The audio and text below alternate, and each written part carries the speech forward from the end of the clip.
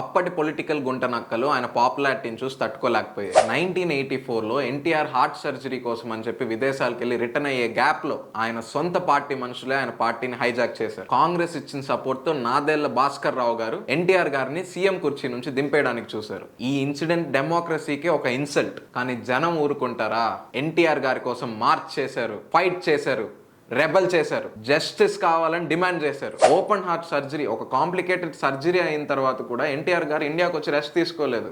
Governor ఆఫీస్కి వెళ్ళి తెలుగోడు తల వంచడు అని నిక్కచ్చిగా చెప్పారు. పవర్ అనేది ప్రజలు ఇవ్వాలి, ఢిల్లీ కోటల్లో కూర్చుంటే రాదు అని నిరూపించారు. ఎటువంటి మ్యానిపులేషన్ లేకుండా మాస్ గా సీఎం కుర్చీ మళ్ళీ ఎక్కారు. సినిమా నుంచి సీఎం కుర్చీ వరకు, చైతన్య రథం నుంచి గ్లోబల్ రికగ్నిషన్ వరకు, ఇప్పటి వరకు పాలిటిక్స్ కున్న డెఫినేషనే మార్చేశారు ఎన్టీఆర్ గారు. కామన్ మ్యాన్ తలుచుకుంటే ఢిల్లీని కూడా క్వశ్చన్ చేయొచ్చు అనే పాఠం నేర్పించారు. ఎటువంటి భయం లేకుండా వరల్డ్ స్టేజ్ మీద తెలుగు మాట్లాడే ధైర్యాన్ని ఒక తెలుగోడికి తెచ్చిపెట్టారు. ఒక చారిత్రాత్మక పొలిటికల్ పార్టీనే కాదు, ప్రతి తెలుగు పౌరుడికి ఒక వాయిస్ ఇచ్చారు.